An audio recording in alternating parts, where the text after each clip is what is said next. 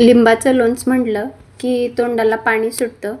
पारंपरिक पद्धतीने केलं तर ते 1 ते 1.5 महिना टिकतं.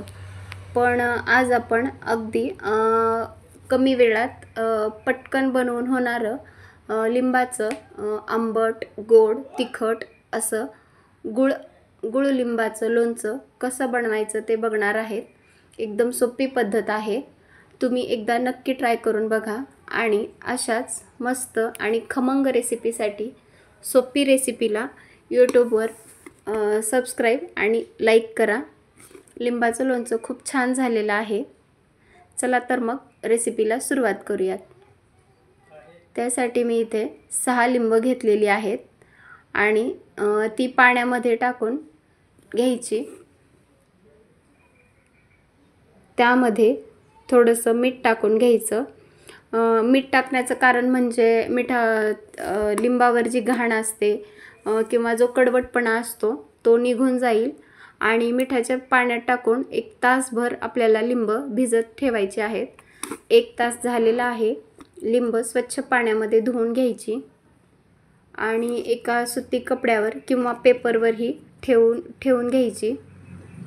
लिंबू स्वच्छ सुती कपड्याने स्वच्छ पुसून घ्यायचे. लिंब हे मध्यम आकाराचे घ्यायचे, असं पातळ सालीचे घ्यायचे. आता आपण एका लिंबाच्या 8 फोडी होईल असा लिंबू कट करणार आहेत. सुरीच्या मदतीने लिंबाच्या 8 फोडी करून घ्यायच्या. लिंबाच्या फोडी कट करून झालेल्या आहेत आणि त्याच्यामध्ये जे बी असतं ते काढून घ्यायचं, कारण त्या बियामुळे लिंबाच्या लोणच्याला कडवटपणा येतो. त्यामुळे सर्व बिया काढून एका कुकरच्या डब्यामध्ये किंवा एका पातेल्यामध्ये टाकून घ्यायच्या. आज आपण कुकरमध्ये लोणचं करणार आहेत. तर बिया काढून झालेल्या आहेत. आपण आता सुरुवात करणार आहेत. तर फोडींमध्ये काळं मीठ, जिरेपूड, 1 चमचा जिरेपूड टाकून घेतली आहे आणि तिखट, लाल तिखट, घरगुती लाल तिखट वापरलेलं आहे. तुम्ही हवं तर बेडगी मिरचीचं सुद्धा तिखट वापरू शकता. इथे मी गूळ वापरलेला आहे. गूळ 100 ग्राम गूळ वापरलेला आहे. तुम्ही साखर सुद्धा वापरू शकता, पण मी इथे आज गुळाचं लोणचं करते. जो मसाला टाकलेला आहे तो छान मिक्स करून घ्यायचा आणि एकदम छान दिसत आहे मसाला टाकल्यामुळे. आता आपण ते कुकरला शिजवून घेणार आहेत. कुकरच्या तळाला एखादा अर्धा इंच पाणी टाकून घ्यायचं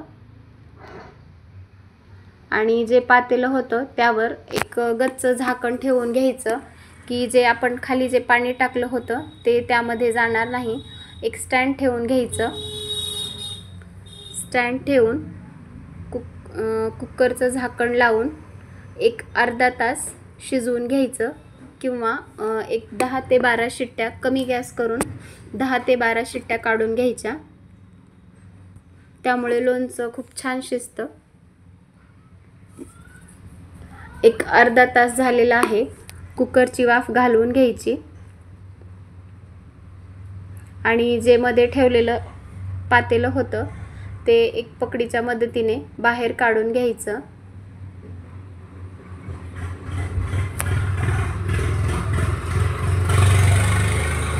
लोणचं एकदम छान तयार झालेलं आहे. बघू शकता तुम्ही.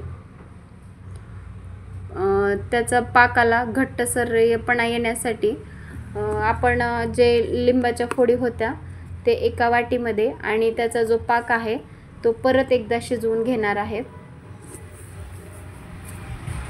गॅसवरती कढई ठेवलेली आहे.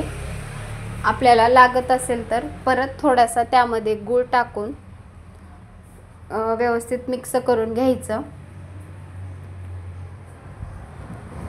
आणि त्याची चव घेऊन बघायची की एकदम बरोबर प्रमाणात गोड लागत आहे का. पाक आपल्याला म्हणजे जो लिंबाचा जो सिरम बनवत आहे एकदम घट्ट झाला पाहिजे.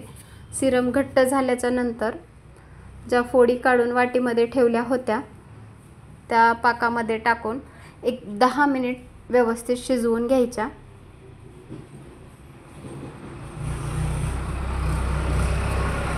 त्यामुळे लिंबाच्या फोडी अगदी एकदम मऊसूत होतील आणि जे सिरम आहे ते सर्व लिंबाच्या फोडीला लागेल। गॅस बंद करून घ्यायचा आणि आपलं लिंबाचं लोणचं एकदम छान तयार झालेलं आहे। जे सिरम आहे ते पण एकदम घट्ट तयार झालेलं आहे आणि हे मिश्रण एक थंड होण्यासाठी बाजूला काढून ठेवायचं। नंतर एका काचेच्या बरणीमध्ये भरून ठेवायचं। हे लिंबाचं लोणचं 1 ते 1.5 महिना टिकतं आणि फ्रीजला जर ठेवलं असेल तर कमीत कमी वर्षभर तरी हे लोणचं एकदम चांगल्या प्रकारे राहतं।